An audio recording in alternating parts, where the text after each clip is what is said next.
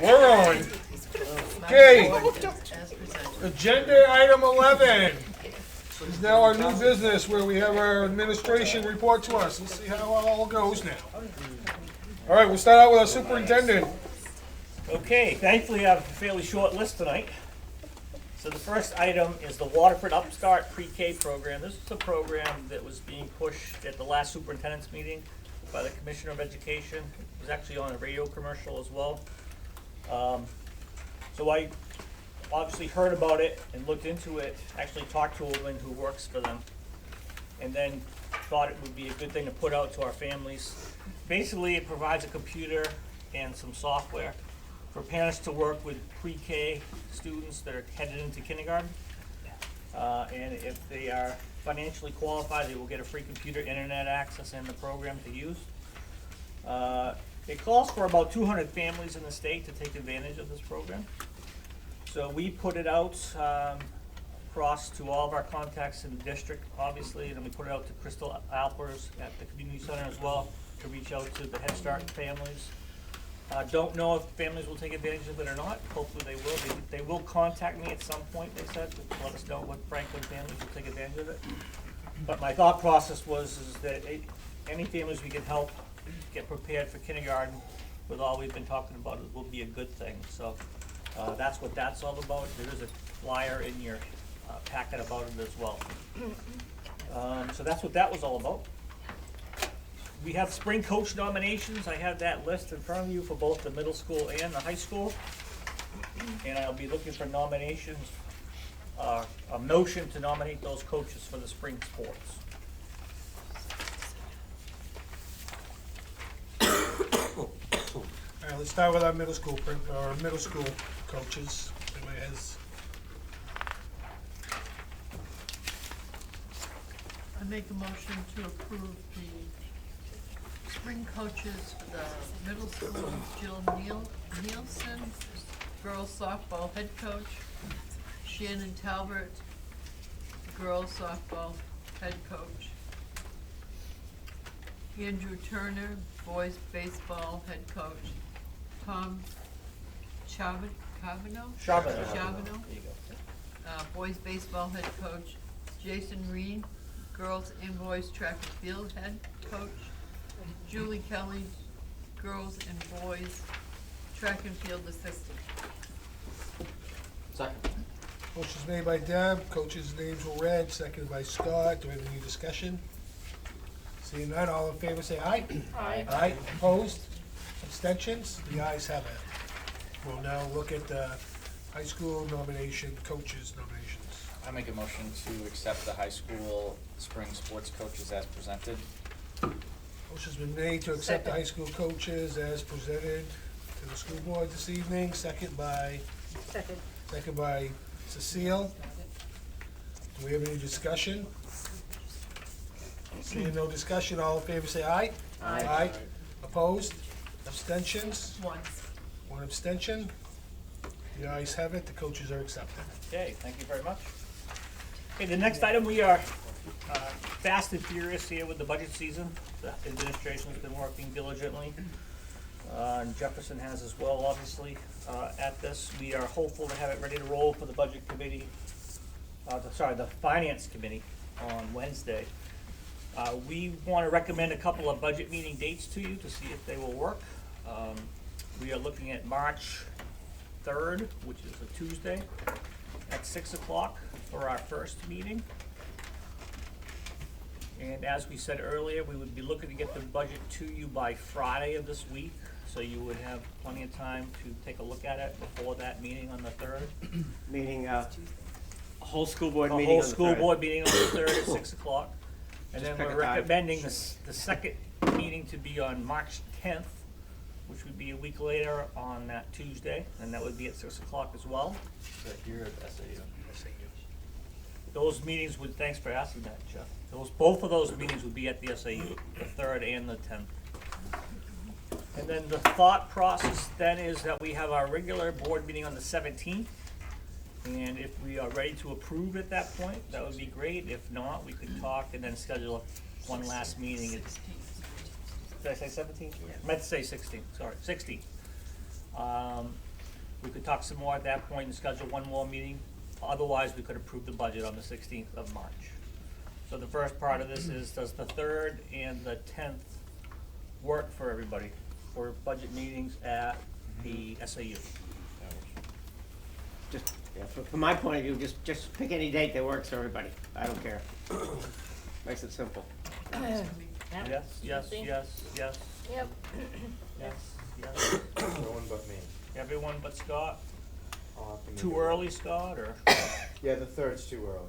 I mean, the 10th. Oh, I'm is sorry, fine. the time is okay, or? No, the time is not.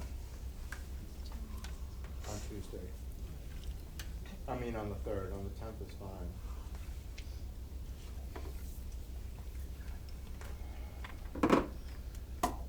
You don't think we'll get out in an hour, do you? The first meeting is, sometimes it's short, and it's the first time we all have looked at it together, so it's hard to predict. Oh, just leave when you have to leave, that's Go with it and see. You need to excuse yourself. Well, Ken's gonna be recording it. You can watch it online from home. Yeah. I won't be home though. We got another meeting.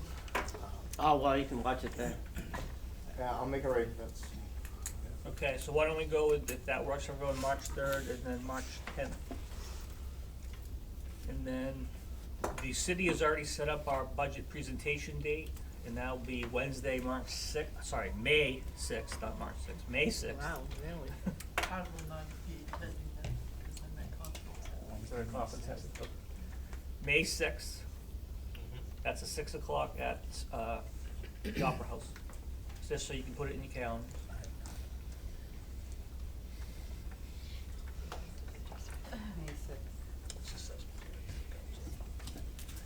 Maybe I'll say, yeah, just be an Jefferson. Okay, so that should hopefully get us through the process. Bless you. Bless Okay, I have two quick things before we get into the elementary math program. Is there the city did reach out to Jefferson last week, about whether or not we are interested in going out to bid for financial audits with the city. So we talked a little bit about it. We were gonna bring it up to the finance committee Wednesday, but thought we should probably bring it up to the whole board while we're meeting this week. I believe they're just doing it because it's part of their cycle. They do it every so often. We do currently have the same auditors, as well, so wanted to engage you in that discussion as to whether you were interested in us engaging with them on that process. Sounds good to me. Why is it, why do we wanna do that? Or, I mean, what's Because the it's purpose? cheaper. Is it cheaper? Yeah. It probably, I don't know if it depends, I mean, it all depends on how the bidding process goes. It's hard to say until we get numbers, whether it'll be cheaper or not. All I right, know so Chris is it the Lack is- same company, did you say? We currently use the same company. The We city don't have to and- use the same company. No, I'm saying that the school uses Roberge, right? Correct. Does the city use Roberge? Correct. Okay. So what we would. But wouldn't, I mean, I don't understand, I mean, you can't do an audit as one entity, We right? don't, they're pretty independent of each other. Okay. Yeah, we do share a couple of things. Last year, we have this GASB 75, which is a cost of what they call other post-employment benefits. And we tie in the information together between the city and the school district, and we split the cost on that one. But they're independent notes of the financial statements, but they do, because our budget is part of the city's, the employees of both the city and the school district are calculated together, because it uses an actuarial calculation over the next 30 years, based on life expectancy and all that stuff, so the notes, even though we have notes of our own in our financial statements, and they have notes of their own, they split them out, but they tie those pieces together. But the rest of the financial report is not necessarily intertwined in any way. So is it to our advantage to go out to bid with them, or is it not? Or you don't know until Well, you know what the bid is, right? It never hurts to go out to bid, Okay, because you're not bound by anything. You can get Okay. all the information back and basically do whatever you want. okay. My recommendation would be to go out to bid, but the biggest thing in my opinion is to make sure we retain the right to make the decision, and that we don't get forced into the decision. Yeah, Right. that was gonna be my question. Yeah, Who's gonna okay, do it? Right. right. So that would be what I would want you to retain that right for the board to make the Right. decision about which auditor they're gonna choose, regardless of which auditor the city chooses. Right. So the RFP would need to be written in such a way that we would get the numbers that we get based on that. And if we end up with the same company, well, that's great. And like Paul said, typically you would get a discount when that happens. But I think you guys making that decision is the most important piece of it, so that would be my recommendation to you, so. Well, I agree with that recommendation. I make a motion to go out to RFP for the auditing services. And could we do it with a multiple year contract? I mean, do like a 1 year and then maybe a multi-year? Cause sometimes you'll get a different, number as well. I'll And second I don't that know, for that. I don't know if you wanna go, you make the decision on how many years out, 2 or 3 years. But you wanna put that contingency that we have the right to. Now, But- this motion, Debbie, but you that's making the not- motion to go out as a single entity or go out with the city? As a single entity. Okay, so we wanna do our own audit, just so RFP, yes. cause the superintendent's coming forward with what the city is recommending. Yeah, So, I wanna I'm- make this clear on Yeah. how we Yeah. wanna do this. yeah, my recommendation is to go out to bid as a single entity for a multi-year, up to a 3-year contract for auditing services, do it that way. Okay, just for the school, we're not Just for the tied, school district. we're not Yeah. tied in with the city. Why not do both? Get them both ways. From the, together with the city, even though we're a She doesn't separate have to entity. justify her And- motion. No, But she but- don't, She doesn't have to justify her motion, you can you just can vote vote against it. against it if you don't agree with the motion, but the motion's been made, unless you wanna amend the motion, cause Scott gave a second on it, Oh, I didn't hear which that. opens up his discussion now. Yeah, So if you want to amend her motion and you get the passage of it, then we can amend the motion. If you don't want to go with her motion as was stated, then you can vote against it. Could we do both? well, that's what I'm gonna make a I amendment mean, on. well, All right, you can do both. So we that's, could have two bids, one with the city and one by standalone.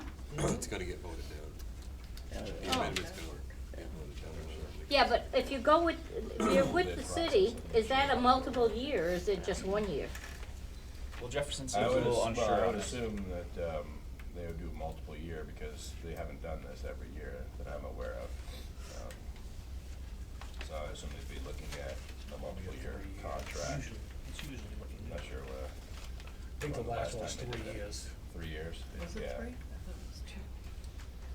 I don't know how you would handle doing 2 bids concurrently though. Yeah, right, yeah. Where you could do a bid as standalone or bid. Well, why wouldn't we do our own bid with the city bid with, do their own bid with ours? Couldn't they do that? Well, you get the same dilemma for them then, is, if we decide not to be involved in that,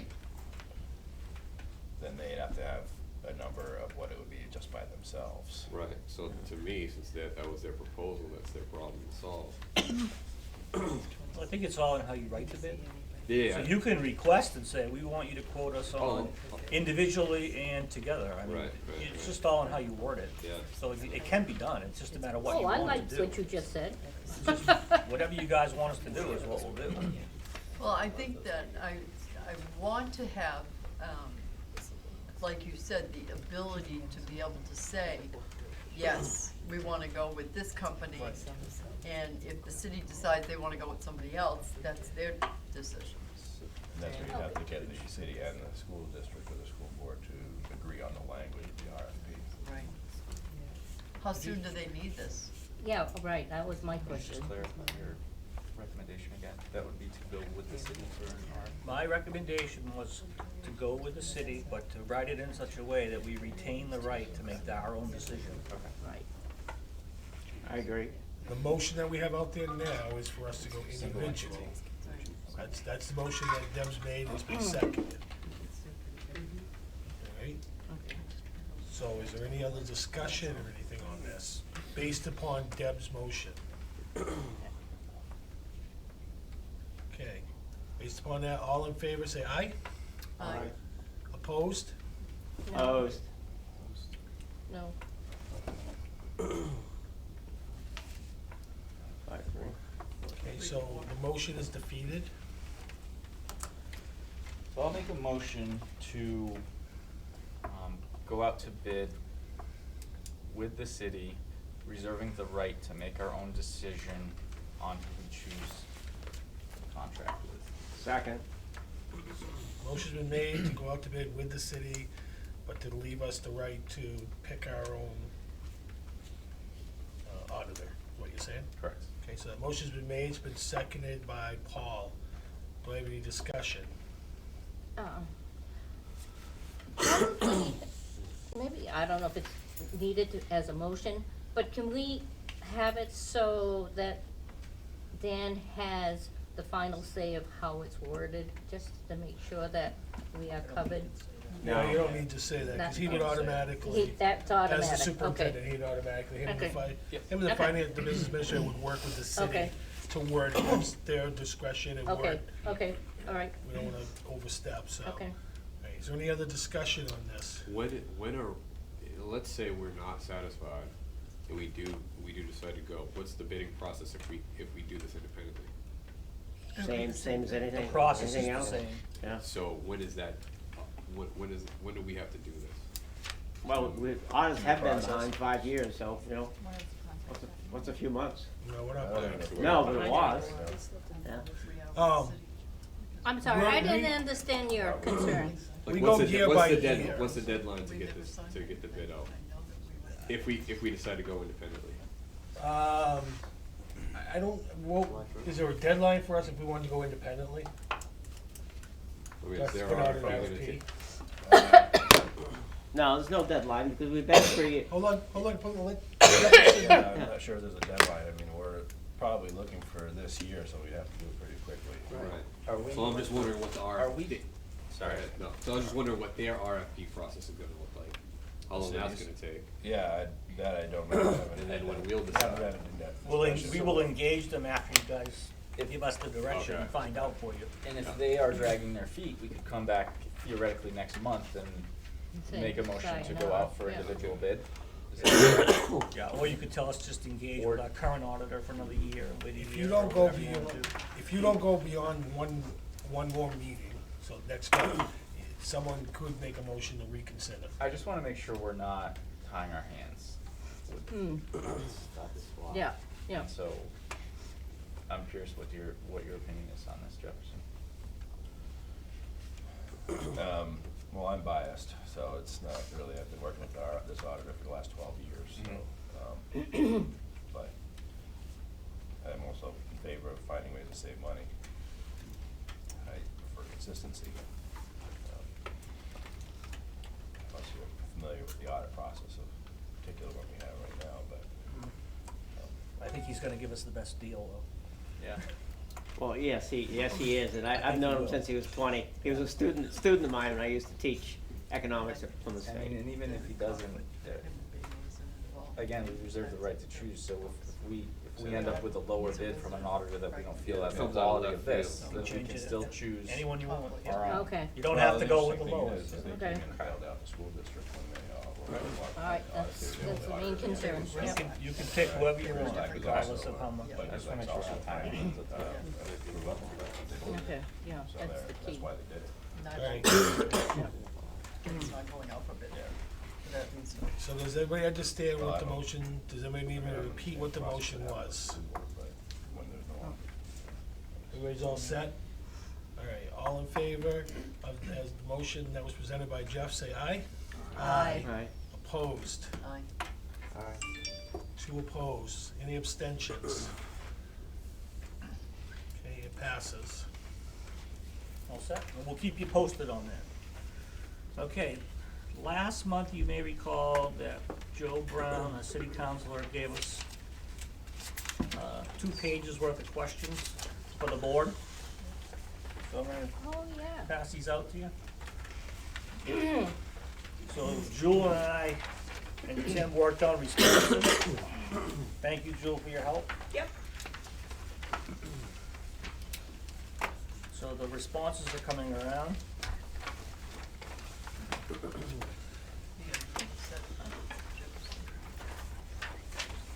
I don't know how many I have, let's see. Can I have mine already? Yeah, I have mine on my computer too, so I don't need a hard copy. So my intention is not to have you read this tonight, but to have you take a look at it at our next meeting, which will be right after vacation, to give me any feedback you wanna give us. We'll finalize it, and then we'll get those results to her, those answers to her, so we And can who respond. wrote this? Myself and No, who Drew- wrote the question? City Joe Brown. Councilor Joe Brown. She was here Okay, last week. thank She you. came to our board meeting and handed it out to us.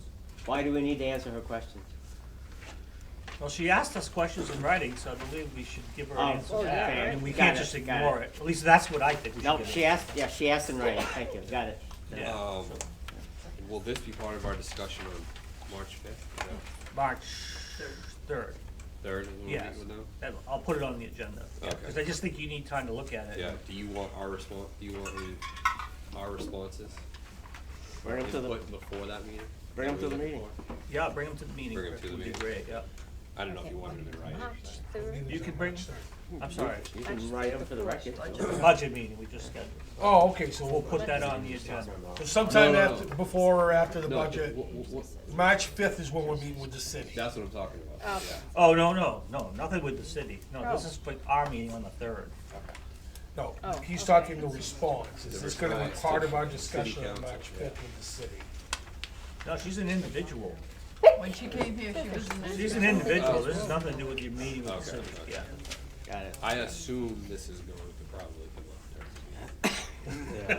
Well, maybe I'll get it back to her in time before up. the I meeting. didn't know if you wanted to be part of that process. Well, I Get it talked to to her me. afterwards, and she says, how many people threw my questions away? I'm glad she has faith. No, I think we should get responses. Yeah. Oh, I think yeah, so too. definitely. Yeah. So on Supposed to March show you. 3rd at our meeting, right Yeah. before our budget meeting, any feedback you wanna give, we'll incorporate it and get it together before the 5th, Chris, so Yeah. it'll be done. Okay. And then now we're gonna turn it over to Jewel and to Sue. They're gonna talk real quick about Zern Math. Hi, so Jewel turned it over to me, so good evening, everyone. I was actually playing on Zern, so if you're interested, you just need to Google Zern and you can get into Zern and play and look at all the different components of it. I've given you a little bit of information. I tried not to overwhelm you. But I provided you with, this is grade 3 mission 1, so this is the they call all of their groupings or units missions. So this is the first unit or mission for grade 3. You can go through this and see what all of the topics and all of the lessons are. Also on the front, shows you a pacing guide. So they do a really nice job of pacing. What I wanted to do was to draw your attention to my little bit of homework, and I'm gonna apologize right up front. I think I found 3 typos in it, which drives me nuts, because I send it in and I go, sugar. So, Mel, who left, Kelly Nealon and I are taking a graduate course on literacy coaching to support our teachers who, and this will tie in, and I promise I'll try and be quick. Which through our course is showing us some of the work that we need to do globally as a school. And if you look at my little homework paper from this weekend, you can see on the front page, there's a section there that is titled Effective Schools. So through a lot of research, characteristics of effective schools have been defined. And so I went through and highlighted what we're doing and what we need to include as we move forward. And then on the second page, it's a section called Beat the Odds Schools. So these are schools that are high-performing schools. In other words, they've gone beyond what was expected of them, but they're also high poverty schools. They're urban elementary schools. And when they did the research, what they found is what is bulleted there. So we are working really hard to take these characteristics and apply them to our work at Paul Smith School so that we can be a high poverty school, but also be a high performing school. So our work in Zurn, I believe, will do this for us. A couple of really cool things. It's whole group instruction at grade level, which is part of best practice. So all children in the classroom, no matter where they're actually performing, get instruction at grade level. Then there's small group instruction with a teacher, and then it moves on to small group instruction on the computer, which is really cool. I had fun tonight doing a mini lesson on fractions, and I kept making mistakes to see how the program would handle it. And instead of saying, "You're wrong," they'd say, "Try again." And then if you were wrong again, they'd say, "Let me help," and they'd walk me through. Okay, so it was the mixed number was 1 3/4 was shown in a bar. So 1 was 4 sections, and then 3 out of the 4 in the next block were filled in. And so they actually walked the kids through, okay, how many in a whole? And if I shade 1, what is that fraction? Well, it's 1 out of 4. And then walk through with the language as well as the words. And at the end, of course, once you're walked through it step by step, you get it, and then they say, "Let's try again." But not only do they do the practice on the computer, they also, which I didn't give to you because I just killed paper here, they also have a whole section where teachers can give work pages, so like this. So you're all familiar with that if you can see it. So there's the option to do it on a computer if a child can manage that, or if you want to double check to see what they're doing on the computer is actually what they can do, you can do it in paper. They have what they call a mid-mission assessment and an end-of-mission assessment, and here's the coolest part of it. And I heard one of our second grade students say this tonight while I was waiting to come to the board meeting. It was, "Mom, I can't wait to go home because I want to get on Zurn and I want to get to the next stage." So parents can access it at home. And the comment was, "So-and-so is a 4 and I'm a 3 and I want to get to 4.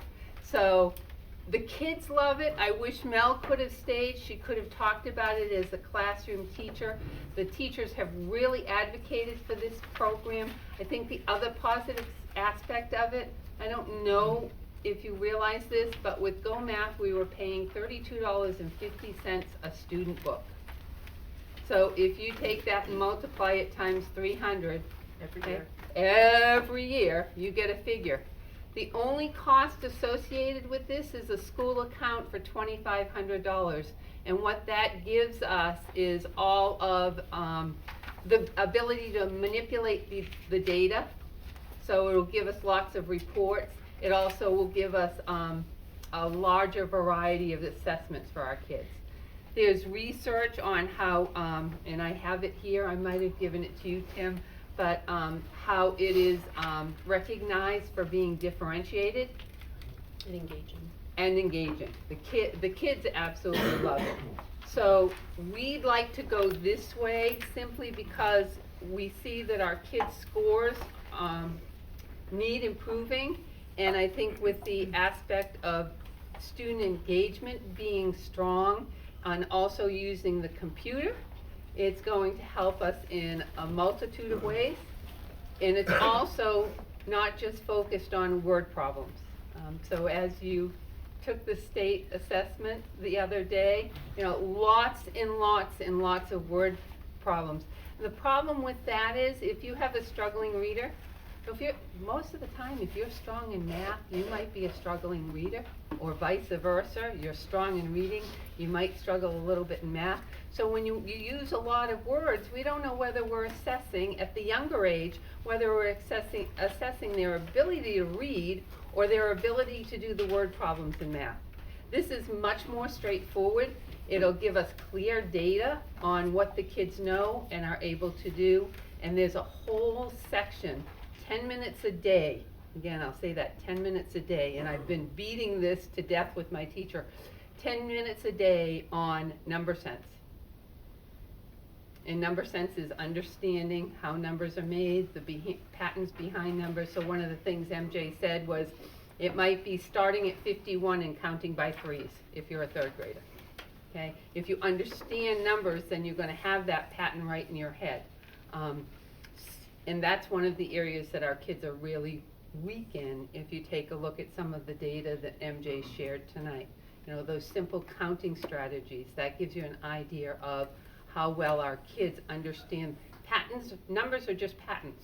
So how well do our kids understand the patterns behind numbers? This program does an excellent job of that. So I promised I'd be short. I have a lot more information, but if you go to zern.org, you can play as much as you want to. Like I said, the only thing it won't let you into is some of the reports that they can do for school, because we haven't paid that $2,500 this year. Our teachers have just had teacher accounts and have been utilizing it that way to see how student-friendly it is, how teacher-friendly it is. Oh, and I forgot, each module, each lesson actually has a video clip with an adult who actually reteaches the lesson for kids. So let's pretend I sat in front of you, I taught a lesson, they go back to their desk to do something, they go, ooh, I'm not sure. They can actually click on the little video clip of a teacher reteaching the lesson and do it that way also. So there's a lot of supports within the program. It has our scope and sequence, it follows that. So our state standards, our benchmarks, all of that, it's right there, it's clear, concise. It also ties with Engage New York. So that's a very strong math program. That, as a matter of fact, you can go online, it's free. But what it doesn't have is the assessment components and the computer aspect that Zern does. So Zern modeled its program after Engage New York, which is also Eureka Math. So it's a very strong program, and it's very multifaceted so that it provides that differentiated instruction for all kids. Okay, so, do I understand that Go Math is going away? Yes. Okay. We'd like it to. And Zern is already starting in this? We've been piloting it. So this year, the teachers have been piloting it. Some teachers have continued to use the Go Math, and then other teachers have been piloting Zern. And the majority of teachers who have been piloting Zern say, please, Sue, take us to Zern. Yeah, it's funny, at the end of the book it says, I've Zerned it. The kids get a little certificate, whether it's computerized or not. It's showing that they've, completed a mission. So it really is. It's very, very well done. Are there any questions for Sue? So I'd like the board to take action to, I guess it would be called adopt Zern as our math program moving forward. So move. Second. A motion's been made to accept Zern Math as was presented. Moving forward for the Portsmouth School as presented by Blair, seconded by Cecile. Do I have any discussion? How will this go from K-3 to up through to the middle school Right and now, beyond? middle school still has a contract with Go Math to finish, but we've already had those discussions that once that contract has expired, we would like to emerge at least 4 through 6, because I think Zern only goes through 6th grade. Our 7th and 8th grade already is immersed in a program that falls into and rotates into our high school program. These are all the discussions we've had at our math curriculum meetings now that we finally have math curriculum meetings. So those discussions have all come through that, and then Ken and Sue and Carrie have also been a part of those discussions. How much longer do we have on the Go Math? One more year? Next year's the last year, and 4, 5, 6 materials are already paid for. Right. So it really would be counterproductive not to accept that paid for. We don't get a Plus, it refund gives if we us a don't. whole year to immerse it in Yes. K through 3 and have that background, so that if we do roll it into 4 through 6, that we've got teachers that can help. And the piloting can be done in parallel. Yep. They literally can put the two side by side without that, and they're very willing to work with us as we go forward. Any other discussion? Seeing no other discussion, all in favor say aye. Aye. Opposed? Abstentions? The ayes have it, it's accepted. Thank you for your support, I greatly appreciate it. Oh, you're welcome. Thank you. Finish my Facebook news feed. Hey, Well, they asked me a question. do you have anything else, or you all set? That was it, thank you. That'll end the superintendent's update. We'll now move on to Jewel for our curriculum report. So everything was in my report, all the updates and anything that's changed, including, Sue mentioned the literacy coaching project that we have going on, that's in there. There are a variety of UNHPD opportunities that we set up through our RLIS grant. I've listed all those as an attachment. They currently have all been signed up by various staff members throughout the whole district, so I will be registering all those people and confirming with Sue, Carrie, and Ken, because obviously whenever we do something like this, it requires a lot of planning so that we make sure everybody is covered with subs and nobody is left stranded. But all that was in my report. The piloting programs that we've been doing, a lot of the conversations about Zern and all the other things, the fact that we are now having quarterly curriculum meetings, and we started the curriculum cycle that you as a board asked me to create last year and we approved. That cycle has just begun. Math and ELA was the focus this year, but it's really starting to make a huge difference. And I say that as from an educator standpoint for 22 years here in this district, and seeing the differences that I think are going to start to happen because of these conversations. So I actually appreciate the board's support in getting that cycle going, and the principal's support in allowing me to take staff away for full days 4 times a year. And unfortunately, that will unfortunately for sub purposes, but fortunately for other purposes, that will increase as we start to add other subjects over the next few years. So that was all in my report, including the cast list for the upcoming district-wide arts integration project. We have 105 kids participating in Matilda this year, and since Delaney sat and watched me run 40 of them yesterday, there's a lot of energy in that space.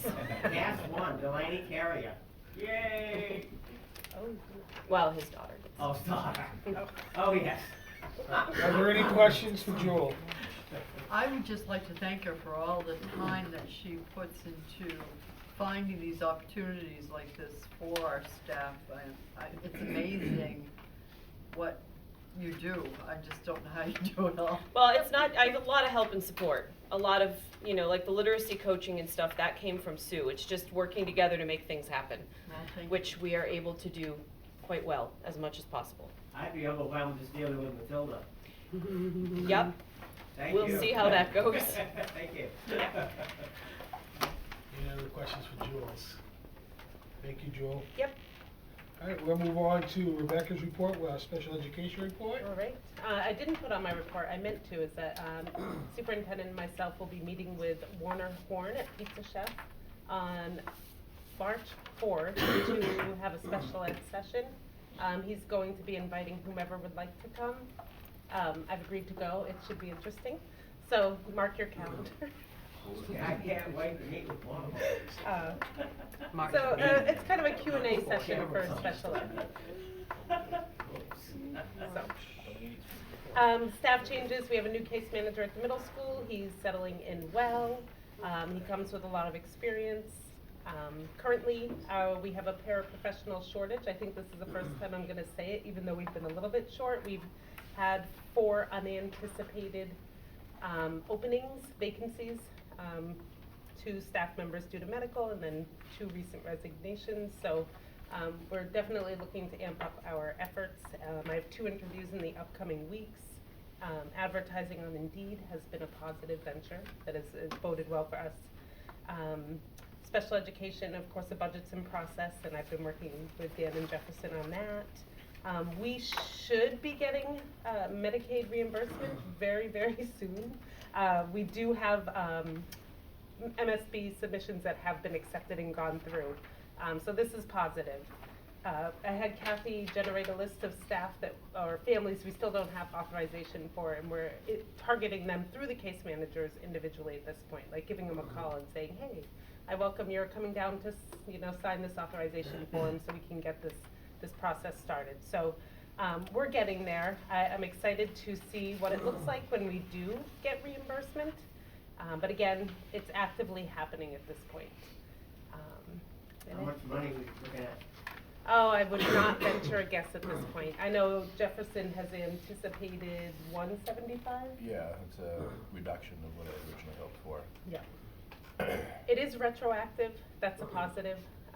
It really depends on the IEP cycle, whatever that looks like. So I'm optimistic, cautiously so.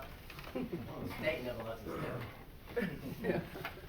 All right, any questions for Rebecca? On the Medicaid reimbursement, are there other districts that are successfully being paid? I would say, in speaking with Christine Lund, the MSP rep, she said our district is doing better than a lot. Wow. Yeah. So there's Yeah, I mean, there's she. no other schools that we can kind of No. reach out to? Nope, she actually said that she uses what we've done as an explanation to other districts who are struggling to figure out how to handle the issue. That said, I have talked to a couple of districts who have hired an APRN to sign off on all their order forms. They come into the building once or twice a week. So in that instance, I would say we're behind the 8 ball, but in the global scheme of things, we're doing really well. Okay. Yeah. How many students have IEPs? We have about 250, oh, it's on my thing, 57? 256 identified students right now. So identified meaning they all have an IEP. How, do we have enough staff to take care of all these? I would say yes. The only area that we're a little bit short right now is in the support staff. But case managers, speech language pathologists, occupational therapists, physical therapists are all fully staffed. Okay. Thank you. You're welcome. Any other questions for Rebecca? Thank you, Rebecca. You're welcome. All right, we're moving along to Sue Blair's report from the Portsmouth School. Good evening again. Good evening. So I have updated my report, so you might hear a little bit of a switch in numbers.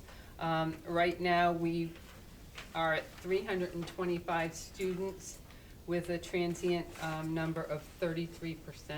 So we're constantly adding and subtracting, which makes that number higher. I won't go over the kindergarten numbers. You can see where they are. We're at 84 presently, and I believe we're aware of 2 more students that will be coming in. Just like to recognize Marie Brackenridge.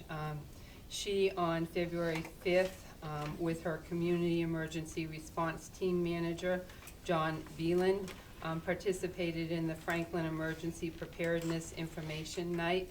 She was the only representative from our district, and I just really want to recognize her for taking time to go and do that. She really loves it, but she feels it's very informative and very important for the schools to be tied in with that. So she did do that.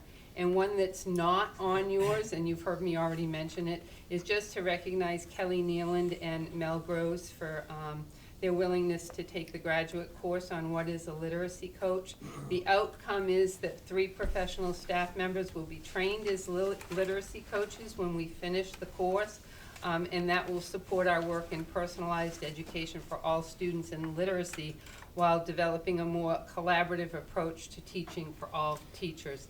And if you look at my little homework on the second page, the middle section that says, how does a school move toward becoming an effective school is defined by those particular people. You'll see 5 bullets there, and that is what we are working towards, and that's what the job of our literacy coaches will be. So we're excited about that.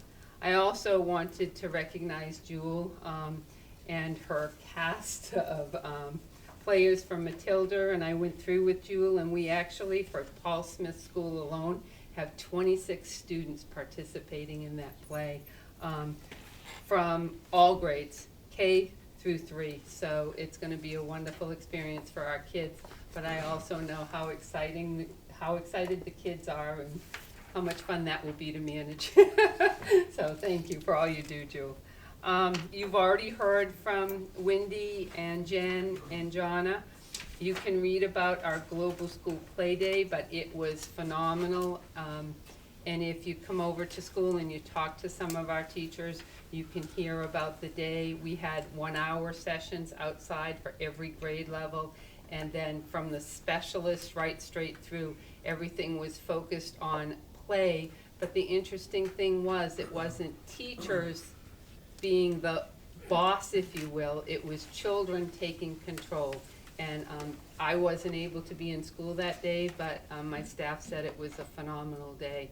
So I'm sharing some of the information about the value of play with our new kindergarten parents as we start kindergarten orientation. Tiger was canceled, so our new date is February 21st. I'm going to ask the board to ignore my request for talking about kindergarten students coming to PSS tonight. I want to see how many more kids we have. I'm also concerned, as Dan and I have talked about, the number of days we've already had out for snow. So we might think about a more creative way of really having those kids. It's important that the kids come, because then they feel more comfortable with the environment. They feel more comfortable with the adults that they will be interacting with. So it reduces anxiety, but it's also a wonderful way for us to get some information about where the kids are at and what supports we might need to be to put in place for the fall. But we want to hold that, and Dan and I will bring it back either in March or April as we move forward. Let's see. I hope you received the article that I sent to you about how trauma affects kids in school. I think that that's another component we should look at as we look at, test scores and other things. We really need to look at what makes up our children. It's just not, as we said the other night, it's just not test scores, but there's a lot of other things that happen in our children's life that we need to try and help our kids with, but also add into the equation as we talk about numbers and where our kids are at. And I think I did it all. Yeah, how trauma affects kids, that was a nice read. Yes. Yeah, informative and helpful. Thank you. Changes perception. I appreciate that. Thank you. Wow. Any questions for Sue? One more thing. Oh, thank you, Sue. I need to ask the board for action.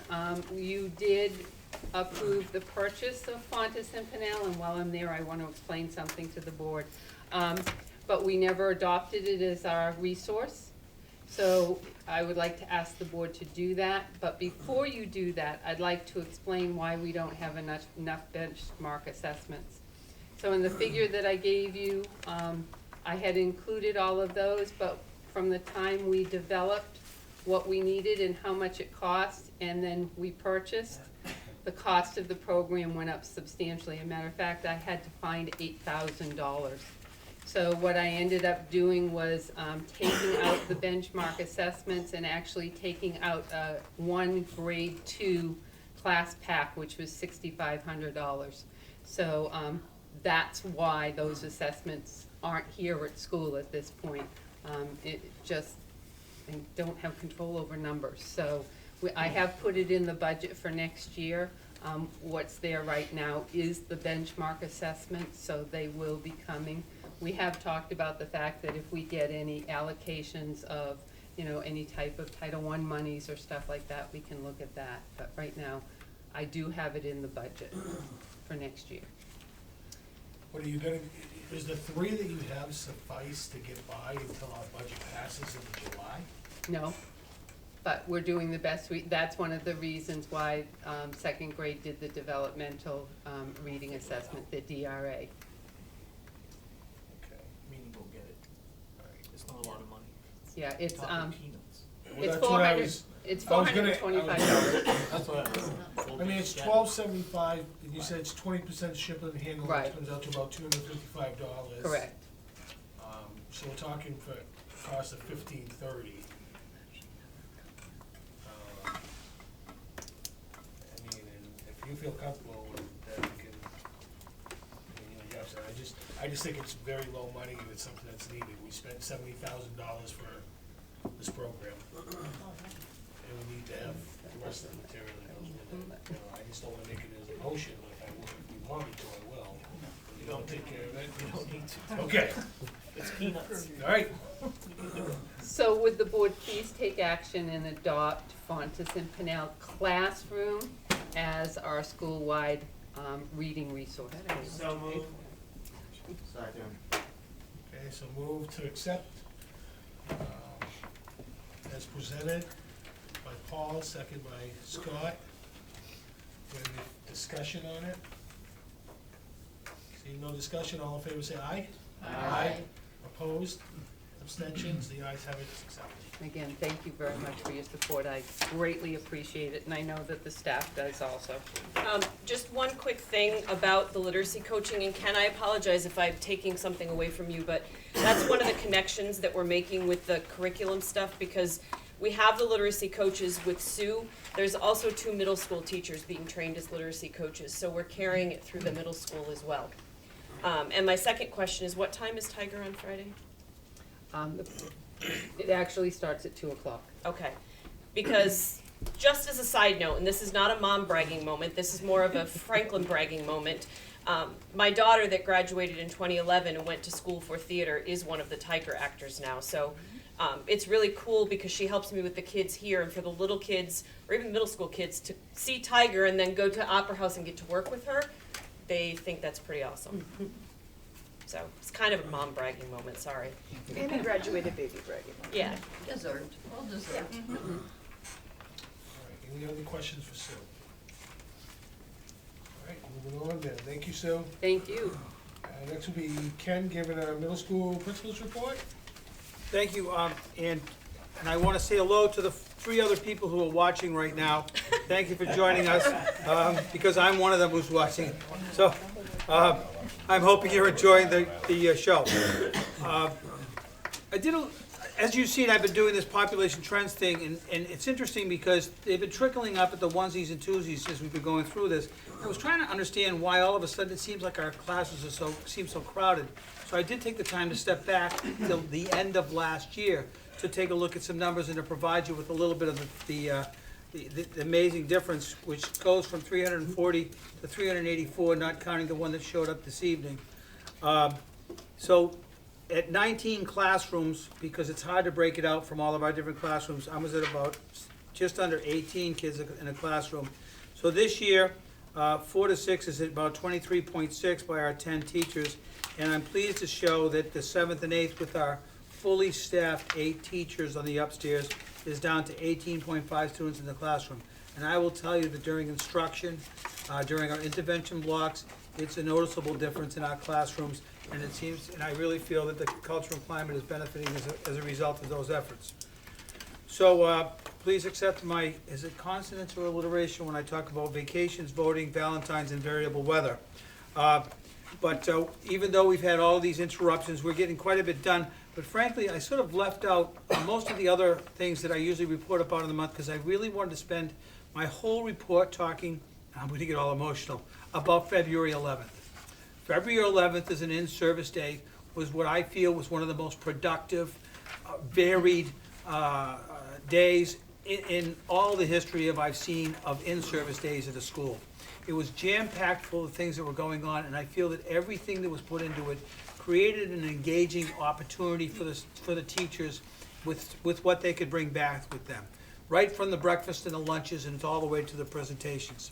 And ours was a little bit broken up because of the fact that we had an hour at school, 3 hours here at the high school, 2 more hours at school. We had to figure out how to do breakfast and lunch, and even with all of that, it went smoothly, and the staff really got involved and engaged in some great staff development.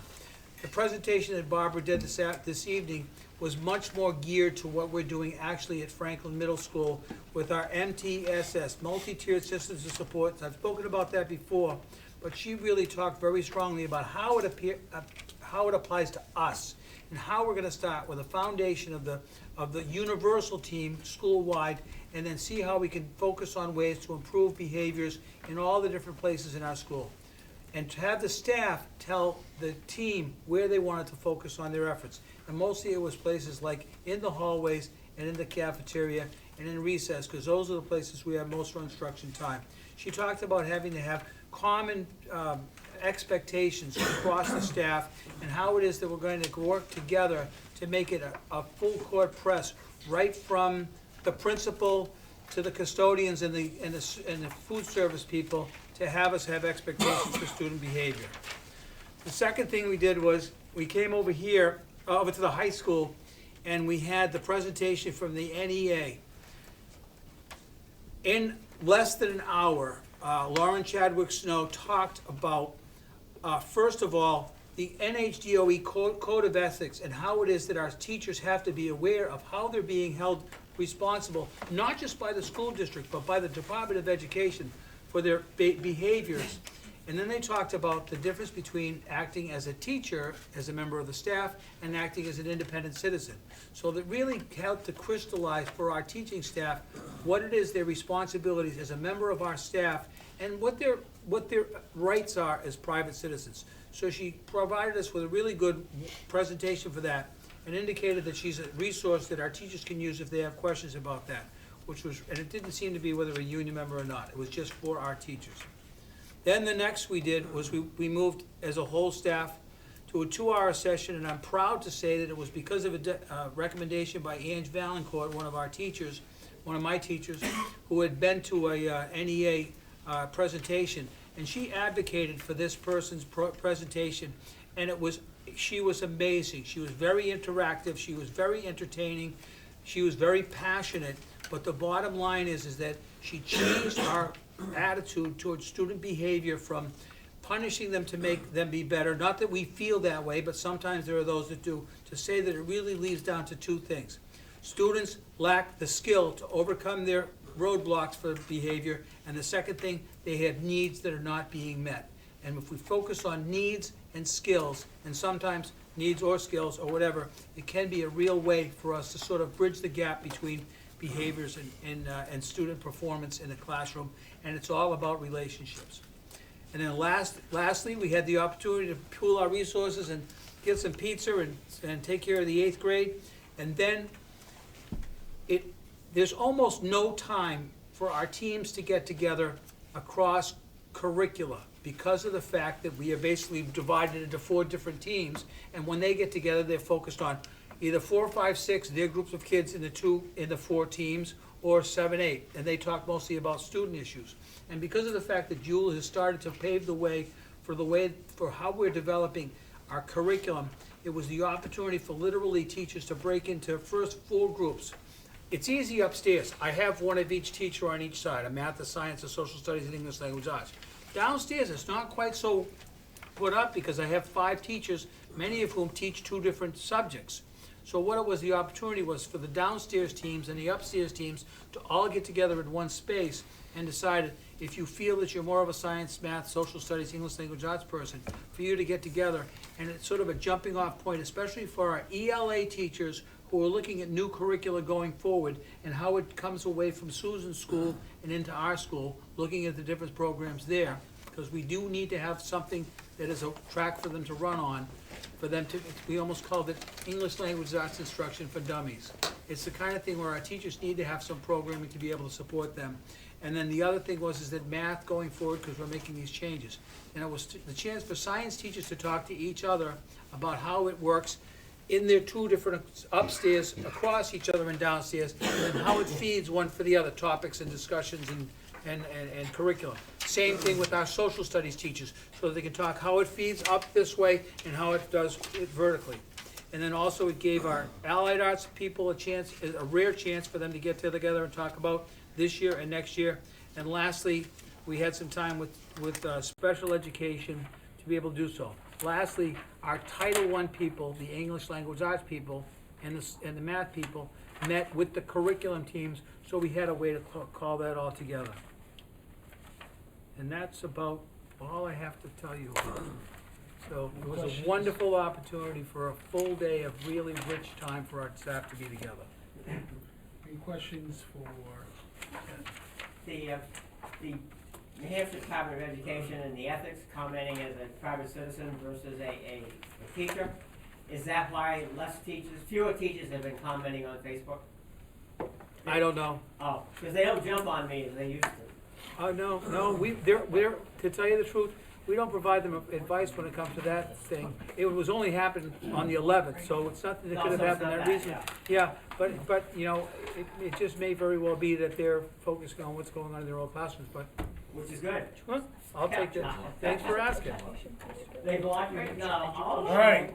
As a new person, do you do this every year, or? Do I do what, this day? Yeah, this day. This day well, we have in-service days all the time, okay? Okay. But this day literally fell into itself. It was the kind of thing that we were trying to fill the time, and we're trying to think of the things that we could use to do it. So it really took very little, believe it or not, preparation. But once we got to the other side of it, the execution was just really nothing we could have predicted. So in service, I'm thinking painting. No, workshop I'm thinking, days. you know? Yeah, it's what they call teacher workshop. It's just having all your teachers get together, is that Yeah, basically it? teacher workshop days. We have a few of those days that are full days during the course of the year, some of which are created by this voting. And then we have half days also, which we use. And all of the days, it's hard for us to cram all the stuff that we try to get in over the course of the year. And admin gets together and does this. And essentially, the other schools were doing the same things, but at different times than we were. I'm not used to all this terminology, so when it was the climate thing, I'm going, okay, we're talking about climate again. Yeah, our climate is how, our climate is here. Yeah, right, exactly, but it didn't sound. Appreciate All right, that. we're gonna move on to Jay. So Jay can give his disciplinary report. All right. I'd like to start off talking a little bit about the change to the dance policy that we put in. The 2 in-school suspensions or 1 out-of-school suspension that then makes you ineligible to attend a dance. We had 21 students that fell in line with this month. The policy, in my mind, seems to be working out pretty well, especially considering at 6:20 I was sitting in the office getting ready for the school dance this past Friday when I had knocking on my window. So I got to look up to see what's going on. I had 2 students standing there, hit my window, going, "Mr. Trafton, are we eligible?" And I had to look at my paper. I said, "You are." And they started cheering. And one of them said, "I didn't get suspended this month." And they got all excited. So whatever it was, it seems to be working. It was kind of a fun part for me. I always have a lot of fun with that.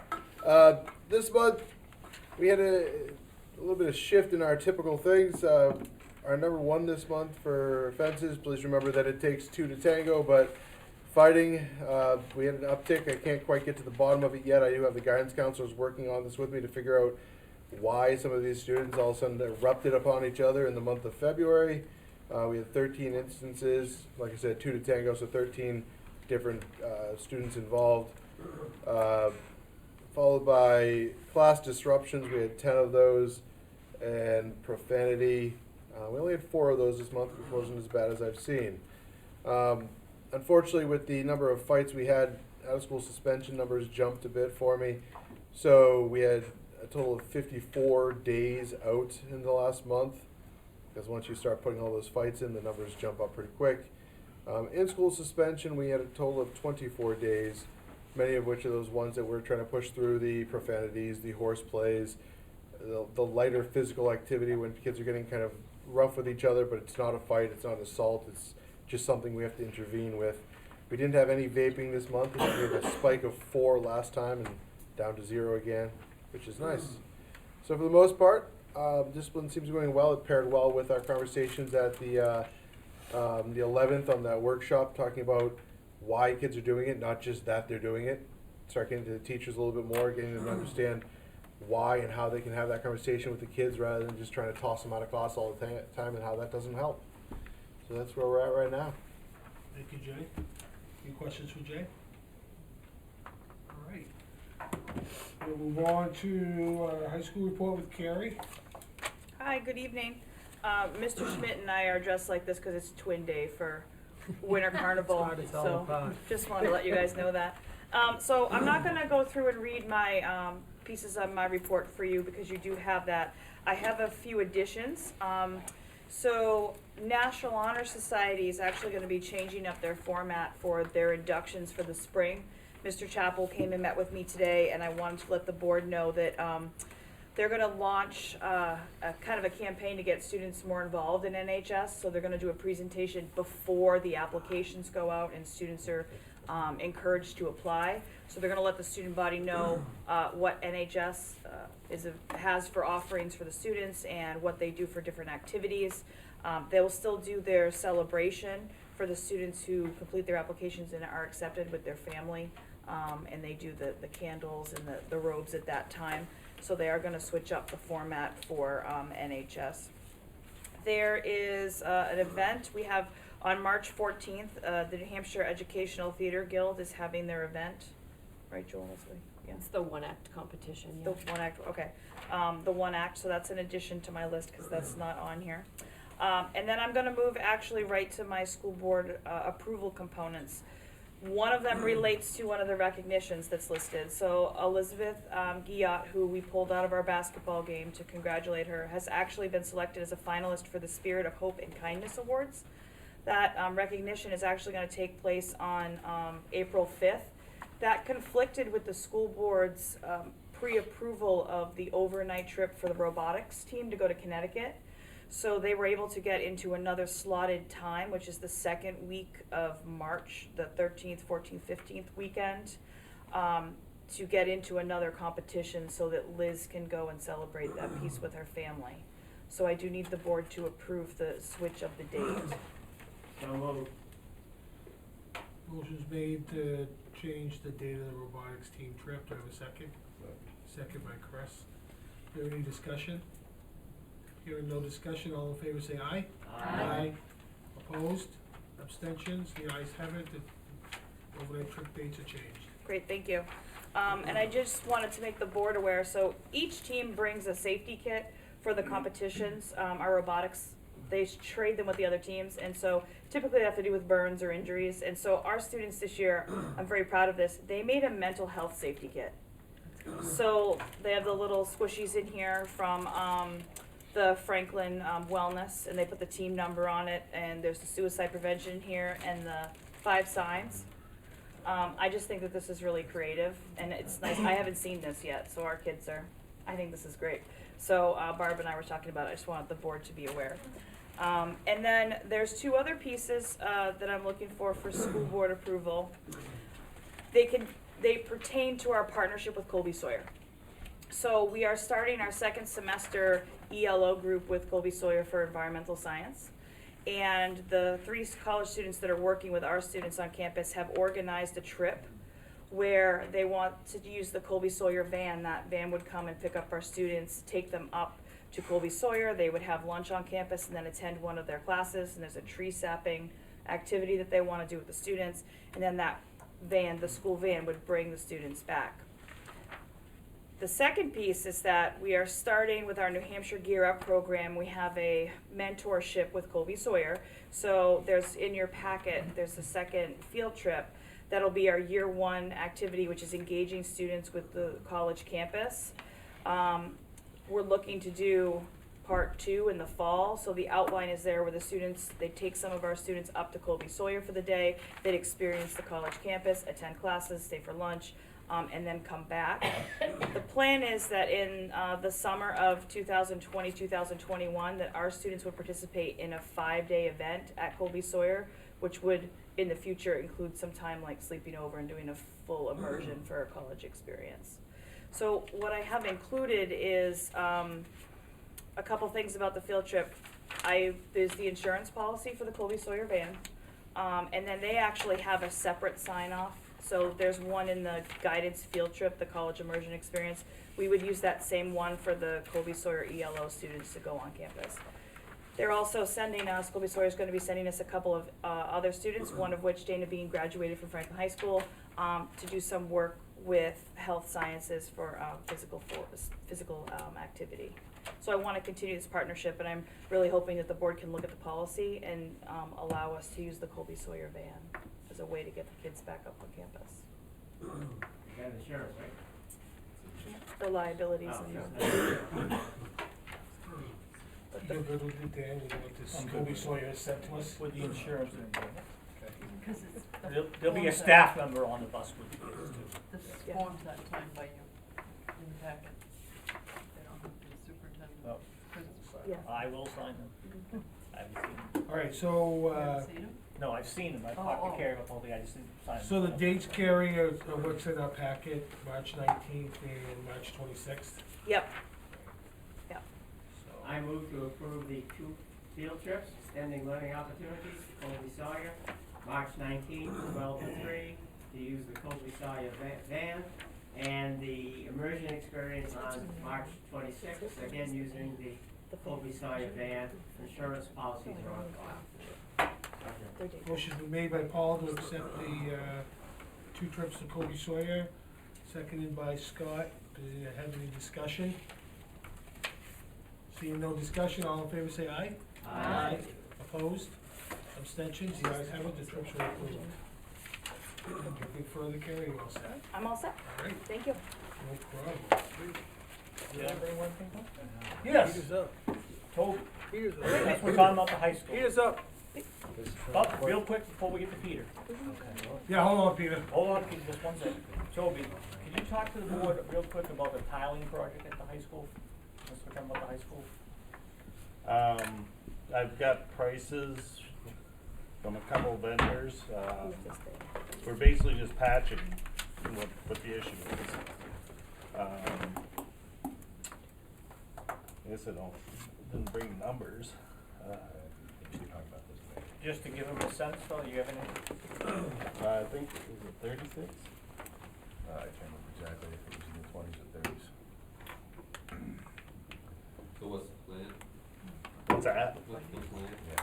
We can talk about it in finance and then bring it back to them. Yeah. At the budget meeting. Yeah, I didn't bring any. How's the rest of the stuff going that we signed off on, additional financing that we gave you? How are those projects going? Door locks, we're still working on. I got most of the equipment bought. Basically, it's the tiling and the door locks was a big part of the project. So. And I know you've had some concerns, Toby, about some things that you'd like to see. If you can kind of put them together, I know for storage things and stuff, if you can put something together to bring to the board Right. for next month on some of his concerns that he has, stuff that's being left outside, and you feel that Right. the board needs to start looking at these issues. Yep. Yep. So if you could kind of put something together for the board for next month. Okay. You wanna put that on the agenda for finance this week? No, I thought we already- Yeah, I thought we discussed it. So, I thought we had already talked about About the sheds shed, and things right? like that.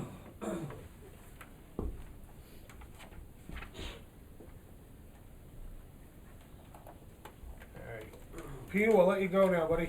Okay, very good, very quick. At the high school, our top 3 violations still are the usual. Number 1 is noncompliance, which has moved up. Number 2 is cutting class, and number 3 is cutting teacher detentions. Behavior has improved slightly, which is good. but we still have OSSs and ISSs that are happening. Referrals resulting in OSS were 6 this past month, 21 for ISS. 3 of those 21 were actual vaping violations. That brings us up for all those who are counting up to 23 violations for the year.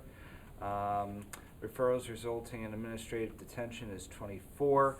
Cumulative OSS days out 21, ISS days out 47, and we're starting a major crackdown on tardies. So those numbers should rise accordingly until we curb the tardy the tardy problem, and then hopefully the numbers will start to settle back down. Tardy meaning arriving late, Arriving late to school, yes. Yep. Yep. So unexcused tardies. Any questions for Peter? All right, thank you, Peter. Okay. All right, that brings us now to our policy. Thank you, administration. Hey, crowd clears out fast.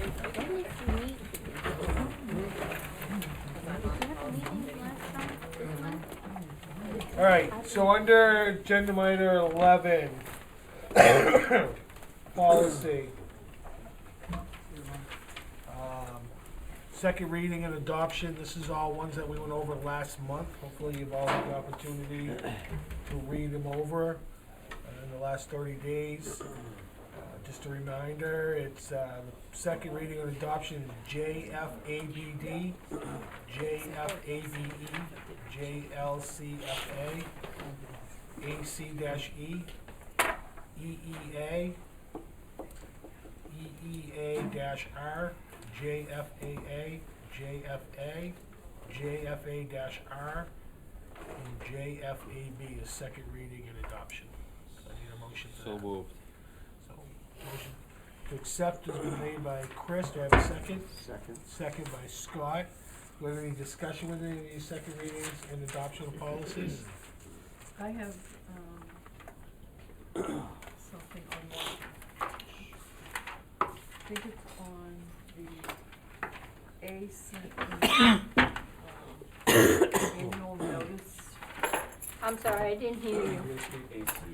ACE they're at. On the policy that they're recommending as the second one, it doesn't have who are the district personnel. It's not listed in the policy that we're adopting. It wouldn't be, because if we have a change of staff, that would be changed on a regular basis, so that information is added into that policy information by the superintendent. Because if we have a change in staff, so we have a new 405 coordinator, that name's gonna have to be put into the policy anyways. So it's the superintendent's responsibility to add those names in on who those administrators are, or personnel within the school, who are as human rights officer, Title IV coordinator, 504 coordinator. I understand the thought behind it,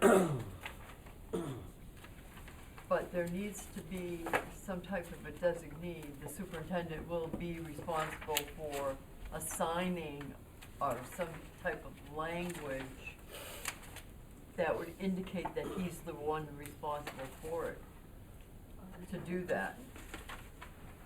Because the way this is set up now, this particular policy from NHSBA, which is recommending to assign a person to those positions in the policy.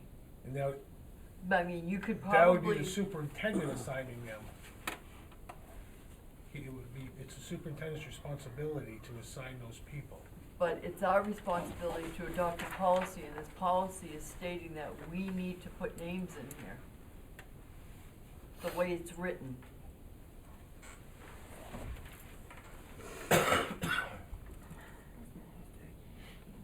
I mean, it could be just the title of, like, if 504 coordinator is always gonna be the special ed director, it could be just special ed director.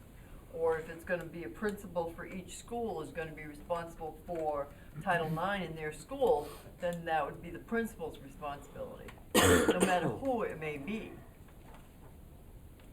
So that's my only concern about this. So what you want is, instead of the district administration directed, you want, should have the superintendent. Yeah, it should, I mean, it should have some type of language that's gonna designate the superintendent to be assigning these positions, cause there's nothing here that states that. At least I don't read it that way. I may be reading it wrong, but So it says the district administration is directed to update and publish a list of current personnel. Do we have a current list of current personnel? but the administration But who's So- the, would be, who's the district administration? So the administration I Isn't read is The- Dan. That's the way I read it. but I don't read that. I read administration as his staff. Oh, Well, let's okay. make it specific, make an amendment. So that's why I don't, Yeah, no, I'm not, I'm bringing it up for discussion because I'm not sure how it should be. got it. Okay, so administration is what, you're thinking that's the, a principal of the school, or Well, let's is that how you, you could, interpret that you I could mean, interpret it in that Let's fashion? define it. Well, why don't we just change it to the Isn't it already superintendent? defined as Dan is the head of the in charge of the administration? Like, isn't that Yeah. already inherent? The way Deb is bringing it up, it just used administrator, there's an S after it, right? But how we've Just make it- been doing all policies, we've been trying to make it more distinct, is putting the superintendent is in charge of this task. Okay. So we should make it, Let's say it. consistent. Yeah, So, Alright, so, so I'll make a motion that we change ACE on page 1, on the first paragraph. The superintendent is directed to update and publish a list of current personnel. Okay, so Second. motion's been made to amend ACE, to take out the district administration and make it the superintendent is directed to update. Okay, so motion's been made to, amendment has been made, seconded by Paul.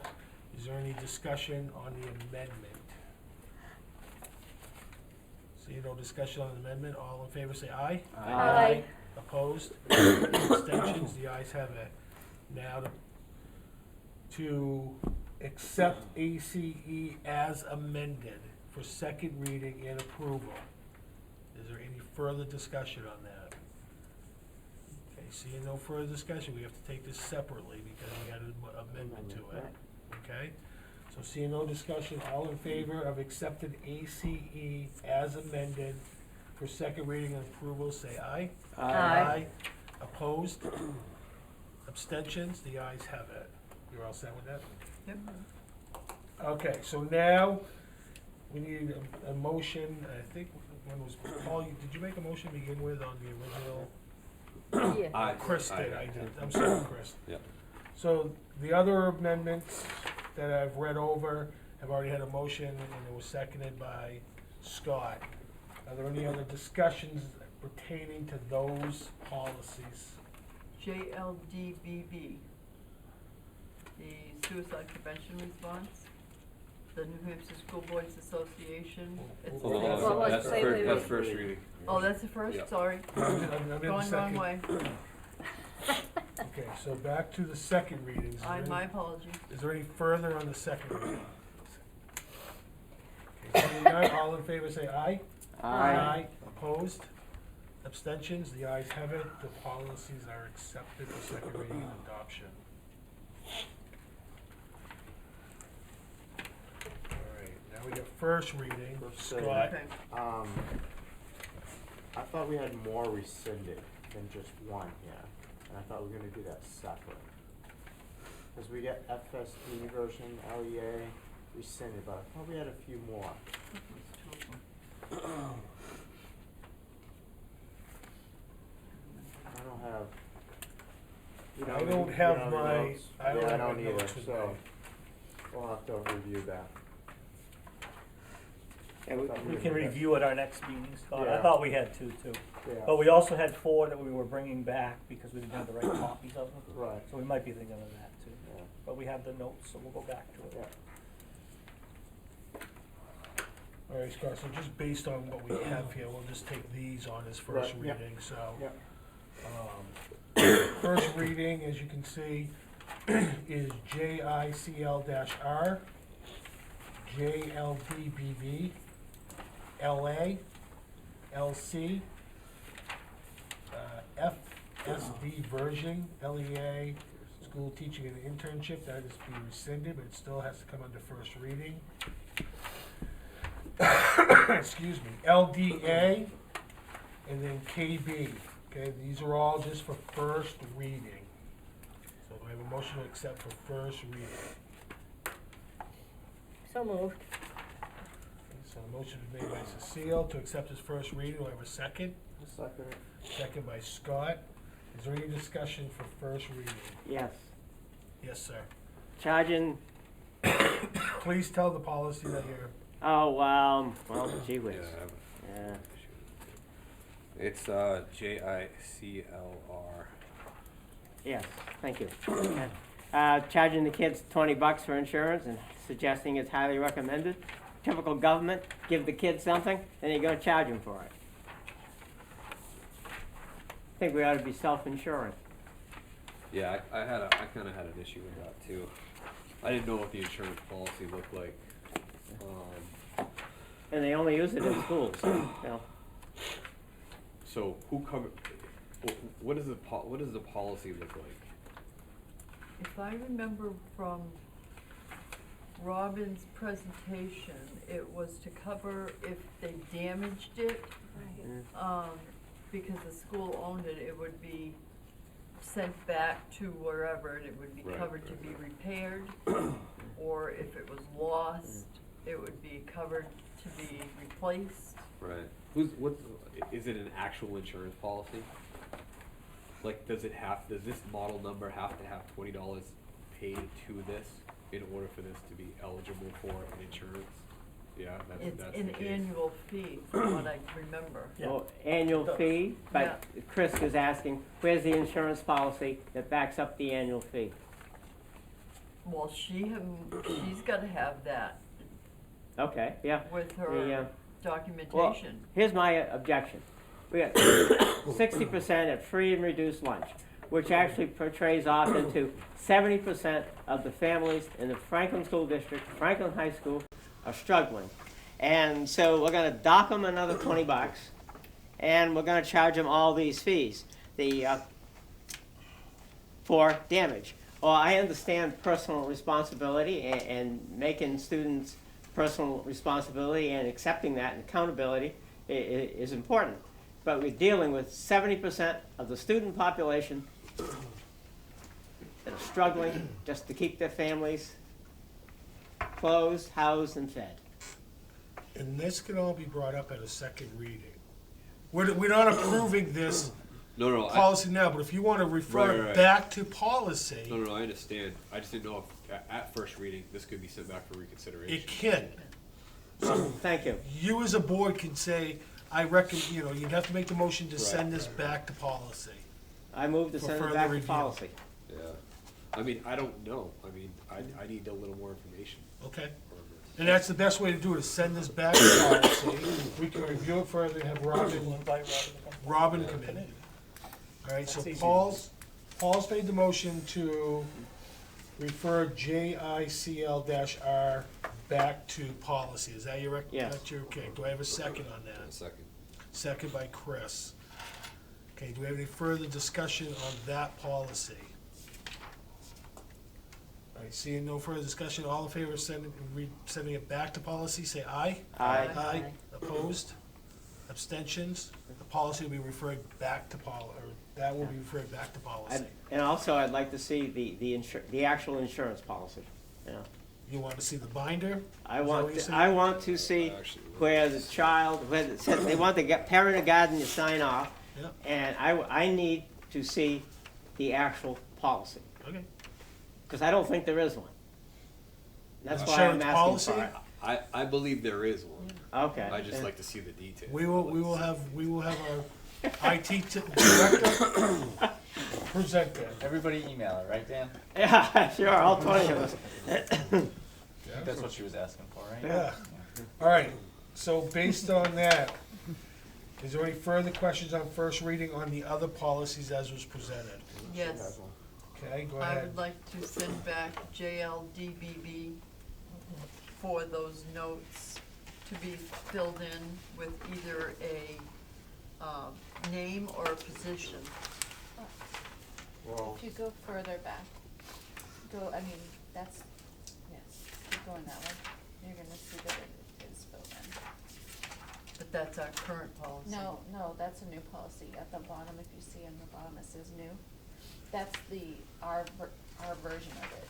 They had made some changes, and that's our version of it to be brought to you for first reading. Okay, I thought this, yeah, I took this Sorry, as this was replacing this. No, Okay, that's the revised version, sorry.